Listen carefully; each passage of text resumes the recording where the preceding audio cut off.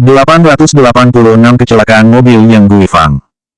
Melihat mereka berdua tampak putus asa, Yan Jingyi awalnya akan pergi. Tanpa diduga, ia mendapati bahwa setelah Yang Guifang pergi, Leng Yuxi mengikuti dengan mobil. Apa yang akan Leng Yuxi lakukan? Hantu itu naik mobil dan memilih mengikutinya. Yang Guifang tidak kembali ke rumah putranya, tetapi naik bus ke pinggiran kota. Meskipun sudah hampir 3 tahun di Senjing, Yan Jingyi masih asing di sini, terutama di pinggiran kota. Pinggiran kota Senjing sangat hijau, dan langit biru menggemakan hubungan hijau yang luas di tanah. Tanpa diduga, Yang Guifang pergi ke pemakaman. Gadis cantik itu masih mengikutinya. Biaya taksi sudah hampir 3 digit. Sopir itu berhenti dan menatap Yan Jingyi melalui kaca spion. Meski memakai masker, tetapi melihat penampilan dan temperamennya, bisa ditebak bahwa ini pasti kecantikan. Melihat Leng Yuxi sudah turun dari mobil, Yan Jingyi melirik sopir yang mengeluarkan 100 yuan dari dompetnya. Petik 2. Setelah itu, dia mendorong keluar dan mengikutinya. Dengan pengalamannya sebagai bandit begitu lama, wanita ini pasti akan melakukan hal buruk. Ini adalah pemakaman tempat orang tua pemilik asli berada. Tempat pemakaman ini sangat terpencil dan terlihat sangat suram. Batu nisan tidak merata dan berantakan, bahkan ada beberapa makam yang tidak dikenal. Setelah berjalan sampai akhir, Yang Guifang akhirnya berhenti, berdiri di depan batu nisan dan menonton sebentar sebelum perlahan mencabut gulma di sekitarnya. Ekspresi Leng Yuxi bahkan terlihat sedikit galak. Ia memarahi Leng Yuxi dari waktu ke waktu. Ia bersembunyi di balik pohon di dekatnya dengan ekspresi suram. Yan Jingyi tiba-tiba merasa seperti belalang mantis yang mengejar jangkrik. Dia adalah burung kuning itu. Yang Guifang berdiri untuk waktu yang lama sebelum pergi. Leng Yuxi mengambil kesempatan itu untuk melihatnya dan tiba-tiba menendang batu nisan itu. Cekak, untungnya ini adalah masyarakat yang harmonis. Jika tidak, tindakan Leng Yuxi pasti akan merekrut hantu. Setelah selesai melampiaskan amarahnya, Leng Yuxi merapikan pakaiannya dan pergi. Penampilan anggun dan anggun itu seperti bukan dirinya yang menyindir kuburan orang mati tadi. Halte bus masih agak jauh dari pemakaman, dan Yang Guifang perlahan berjalan di sepanjang jalan. Tempat ini belum dikembangkan secara resmi dan tampak agak sunyi. Sangat sulit untuk menemukan hal-hal ilegal di sini. Saat ini, Leng Yuxi hanya punya satu ide untuk membunuh semua orang yang tahu. Tangan yang memegang kemudi secara tidak sadar mengencang, dan matanya menatap tajam ke Yang Guifang di depannya. Tiba-tiba, dia menginjak pedal gas dan mobil itu bergegas keluar seperti anak panah. Yang Guifang merasa punggungnya kedinginan. Ketika dia berbalik, dia melihat sebuah mobil sport merah berlari ke arahnya. Samar-samar, dia sepertinya melihat wajah yang familiar, tetapi sebelum dia bereaksi, tubuhnya ditabrak.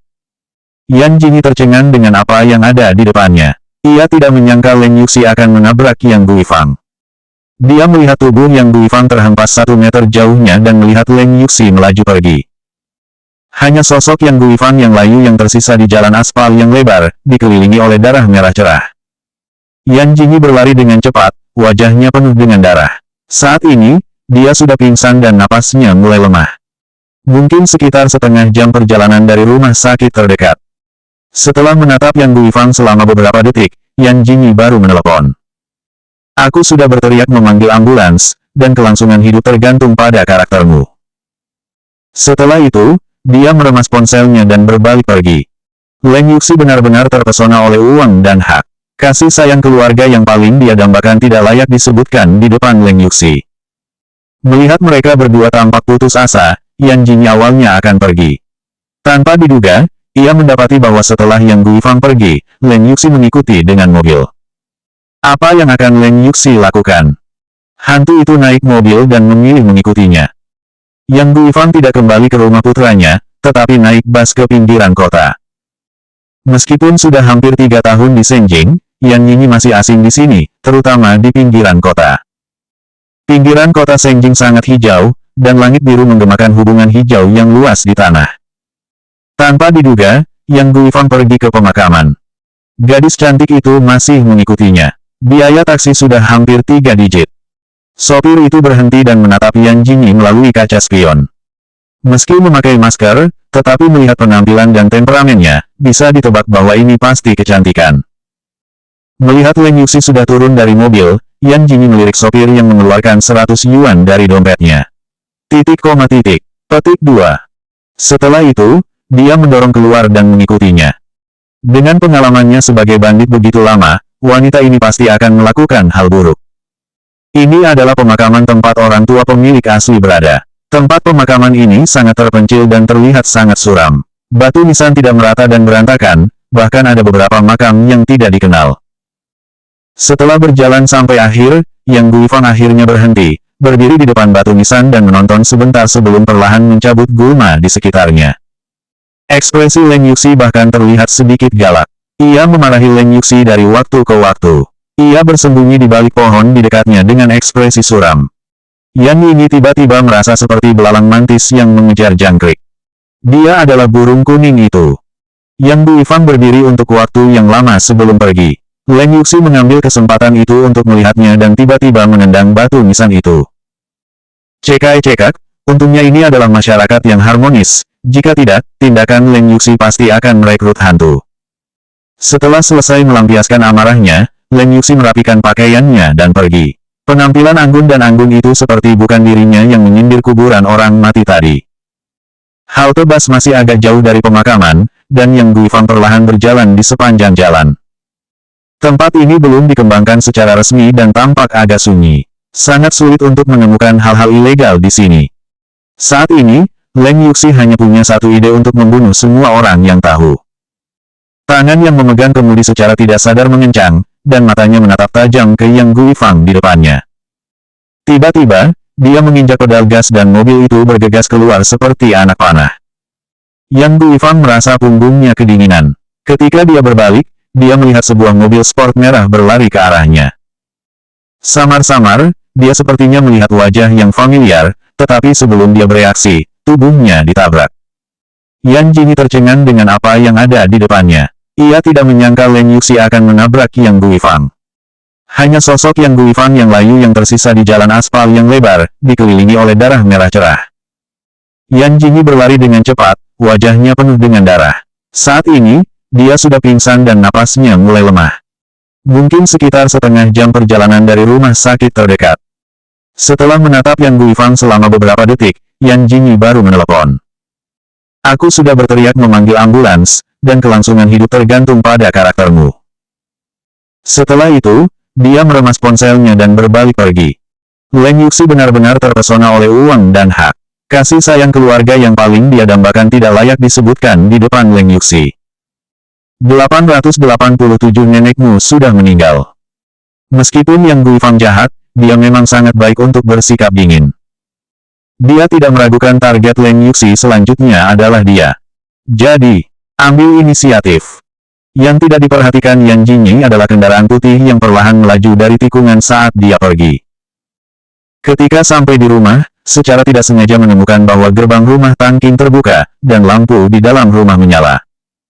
Karena penasaran, Yan Jingyi mundur 2 langkah ke dalam ruangan. Tanpa sengaja ia menemukan seorang wanita asing sedang memeluk pinggang Tangking dari belakang.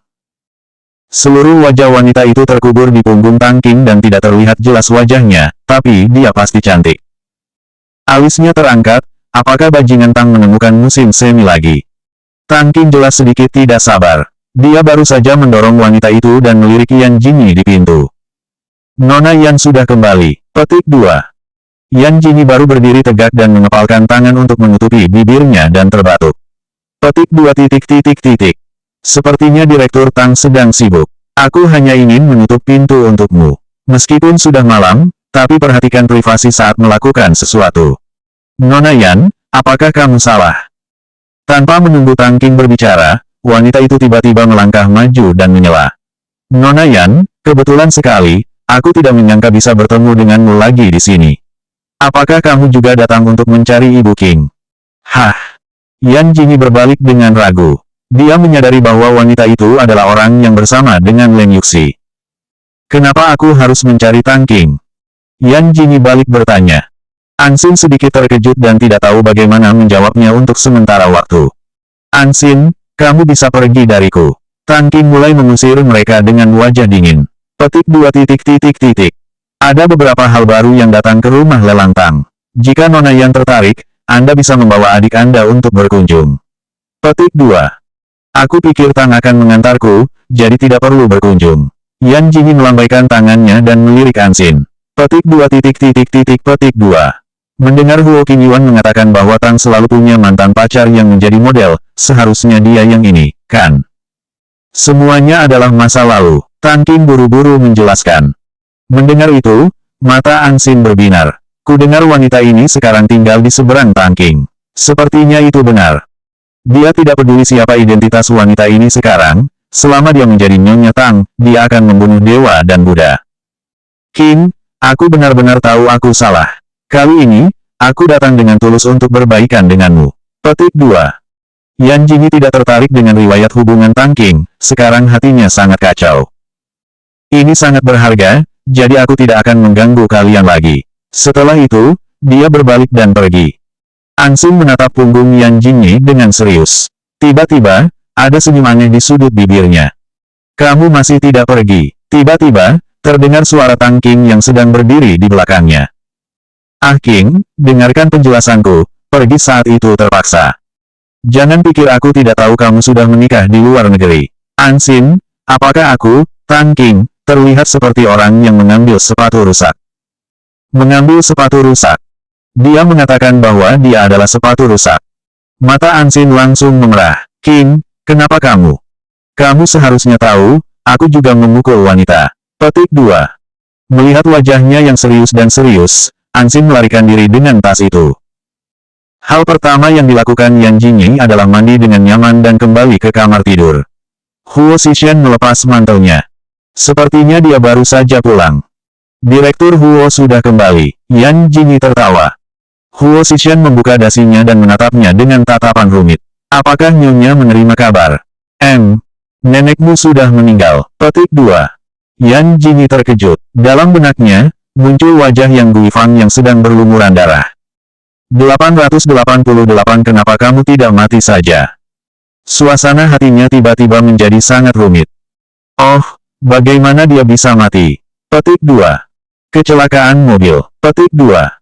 Yan Jingyi mengangguk, lalu berbalik dan duduk di sofa sambil menonton TV. Huo Xishan tahu betul bagaimana hubungan antara Yang Guifang dan Yan Jingyi, tetapi dia masih sedikit terkejut saat melihatnya begitu tenang. Nyonya, bukankah Tuan Huo merasa aku terlalu acuh tak acuh? Yan Jingyi menyela, lalu mendongak dan menatap matanya. Petik 2. Petik 2. Apakah Tuan Huo merasa aku harus menangis? Huo Xishan mengerutkan bibirnya. Orang yang tidak penting. Petik 2. Yan Jingyi tidak menjawab, matanya kembali tertuju pada layar televisi. Dia memang membenci Yang Guifang, dan hidup dan mati Yang Guifang memang tidak penting baginya. Tapi kenapa tiba-tiba merasa sedikit tidak nyaman? Nyonya, tidak perlu memaksakan diri. Petik 2. Yan Jingyi menarik sudut bibirnya. Petik 2. Aku tidak memaksakan diri. Ini sudah larut. Besok aku masih harus menghadiri sebuah acara dan pergi tidur dulu. Petik 2. Dia masih menjadi juru bicara merek Senyan, dan besok adalah konferensi produk baru. Melihat wajahnya yang masih tenang, Huo Xishan malah menghela napas lega. Yan Jingyi selalu tidur nyenyak. Malam ini dia tidak bisa tidur. Penampilan Yang Guifang yang terbaring di genangan darah terus bergema di benaknya. Wanita tua yang bisa disebut ganas ini sebenarnya hanyalah orang asing baginya. Dia tidak pernah menjadi orang yang baik dan tidak memiliki konsep yang mendalam tentang kasih sayang keluarga. Di kehidupan sebelumnya, dia hanya memiliki adik laki-laki di desa, dan di kehidupan ini, dia hanya memiliki keluarga Huo. Tapi kenapa? Peluncuran produk baru sudah penuh di stadion kota. Kebanyakan dari mereka adalah penggemar Yan Jingyi. Sejak identitas Yan Jingyi sebagai nyonya muda kedua keluarga Huo terungkap, hampir tidak ada orang di industri hiburan yang memprovokasinya. Bahkan para senior yang menganggap dirinya sangat tinggi pun mengangguk ketika melihatnya. Ketika dua mobil yang tidak asing itu melaju, kerumunan secara otomatis bubar. Yan Jingyi tampak sedikit lesu karena tidak tidur sepanjang malam. Kebetulan, pakaian yang dikirimkan Shen Yan juga berwarna putih. Yang lebih aneh lagi, banyak orang di tempat kejadian menunjukkan kesedihan. Melihat gadis itu keluar dari mobil, semua orang berteriak, "Jingyi, aku turut berduka cita. Jingyi, kamu yang paling kuat." Petik 2. Wajah Yan Jingyi penuh tanda tanya. Sampai Shen Yan datang dengan cemas. Kamu dan si Sen tidak bisa dihubungi. Aku ingin memberitahumu bahwa kamu tidak bisa datang. Petik 2. Kenapa? Hari ini adalah konferensi produk barumu. Aku adalah juru bicaramu. Masalah kematian nenekmu sekarang sudah tersebar. Petik 2. Pantas saja. Yan Jingyi tiba-tiba menyadari hal ini. Tapi, bagaimana bisa tersebar? Siapa yang menyebarkannya? Dan juga, tidak boleh membiarkan wanita ini pergi begitu saja. Jingyi, aku tahu apa yang terjadi antara kamu dan nenekmu. Tapi, orang luar tidak mengerti kesedihan yang pantas kamu tunjukkan. Petik 2. Dalam pandangan Shen Yan, Huo Zishen tidak akan menangis sampai Yan Jingyi mati, dan bahkan lebih keliru lagi pada Yang Guifang. Kalau tidak, aku akan meneteskannya. Lupakan saja. Shen Yan menepuk pundaknya untuk menenangkan Yan Jingyi di stasiun. Tepat ketika beberapa model meninggalkan giliran Yan Jingyi untuk menampilkan model utamanya, suara wanita yang familiar tiba-tiba terdengar. Yan Jingyi, dasar bajingan. Aku tidak menyangka kamu begitu kejam bahkan berani meracuni nenekmu sendiri. Keluarga Chen Yulian muncul dari kerumunan dengan marah, dan setiap orang memegang foto Yang Guifang di tangan mereka. Kamu pikir menjadi nyonya muda kedua keluarga Huo bisa menutupi langit? Yan Jingyi, dasar bajingan kecil yang tidak ada orang yang membesarkannya. Jika kamu lahir, kamu akan celaka. Kenapa kamu tidak mati saja? 889 Yan Jingyi ditangkap. Melihat Chen Yulian berbicara sembarangan, para penggemar di sekitarnya menghentikannya dan mulai mengkritiknya. Bibi, siapa kamu? Kenapa kamu memarahi kami Jingyi?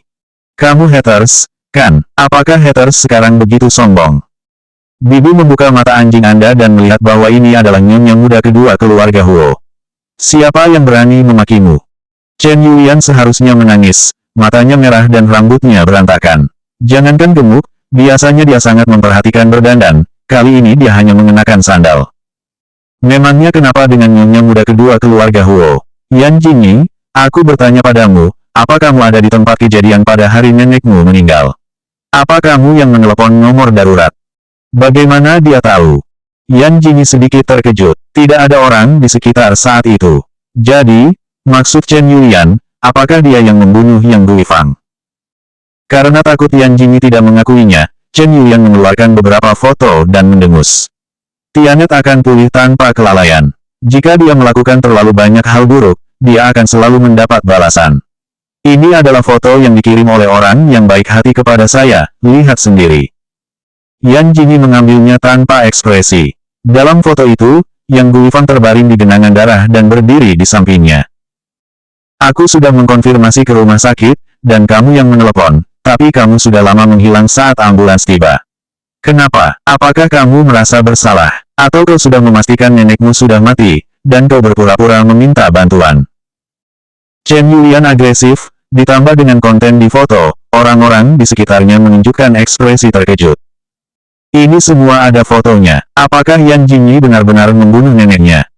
Siapa yang memberimu foto? Yan Jingyi sedikit menyipitkan matanya, ekspresi wajahnya masih tenang. Tidak penting siapa yang memberiku ini. Yang penting sekarang buktinya sudah jelas. Yan Jingyi, kamu tunggu saja di penjara. Senyum Chen Yulian menjadi semakin mengerikan. Tiba-tiba, terdengar suara sirene polisi yang keras. Tak lama kemudian, dua mobil polisi bergegas menerobos kerumunan dan berhenti di depan Yan Jingyi. Orang yang turun dari mobil adalah kenalan lama Yan Jingyi. Dia sudah beberapa kali bertemu di kantor polisi. Saat melihat Yan Jingyi, raut wajah orang yang datang itu sedikit rumit. Nyonya muda kedua, tolong ikut kami karena dicurigai melakukan pembunuhan. Petik 2. Petugas Zhang, Jingyi bukan orang seperti itu. Shen Yan buru-buru berbicara. Petugas Zhang terkenal tidak egois di kantor polisi. Jika nyonya muda kedua dianiaya oleh hukum, dia akan mengembalikan keperawanannya. Sekarang, tolong nyonya muda kedua ikut dengan kami. Petik 2. Semua mata tertuju pada Yan Jingyi. Yan Jingyi masih tetap tenang. Aku bisa ikut denganmu. Petik 2. Adegan itu disiarkan secara langsung, dan sekarang dugaan pembunuhan Yan Jingyi terhadap neneknya telah menyebar ke seluruh internet. Di kamar Presidential Suite yang mewah, Leng Yuxi mengangkat gelas dengan tenang seolah-olah sedang merayakannya. Yan Jingyi ini memang layak menjadi aktris. Dia masih bisa bersikap begitu tenang ketika dia sudah mati. Petik 2. Dengan tenang, ia melirik Leng Yuxi dan tersenyum perlahan. Mungkin ia mengira Huo Songchang bisa mengeluarkannya. Petik 2. Kak Ansin, terima kasih padamu kali ini. Petik 2. Sama-sama, aku hanya kebetulan mengunjungi teman lamaku hari itu. Petik 2. Leng Yuxi mengangkat alisnya sedikit, masih sedikit takut. Untungnya, dia pergi lebih awal hari itu. Namun, semua yang dia katakan dengan tenang tidak bisa dipercaya. Yan Jingyi yang paling panik dibawa pergi oleh polisi adalah Huo Zixing, Huo Qingyuan, dan semua adiknya. Di Zhangguoquan setelah mengirim orang dari desa Heilun, akhirnya dia mengetuk pintu ruang baca. Huo Zixuan dan Huo Xian sudah berada di dalam sepanjang sore. Paman Zhang, apa yang dikatakan kakek dan kakak kedua? Mata Huo Qingyuan memerah saat menangis, melihat Zhangguoquan keluar dan meraih lengan bajunya. 890 persidangan. Nona Vienes tenang saja, untuk saat ini nyonya muda kedua tidak dalam bahaya. Beberapa foto saja belum membuktikan apa-apa. Petik 2. Kalau begitu kenapa kamu tidak membiarkan kakak ipar kedua keluar? Huhuhu, Huo Qingyuan mengisap hidungnya. Kakak ipar kedua telah meninggalkanku selama 8 jam 13 menit. Zhangguoquan juga sedikit pusing. Petik 2. Justru karena tidak ada pemantauan, segalanya menjadi begitu sulit. Jalan yang dibangun oleh bajingan itu, cari tahu. Huo Zixing tiba-tiba meraung, apa ada yang salah dengan memperbaiki jalan tanpa memasang kamera pengawas?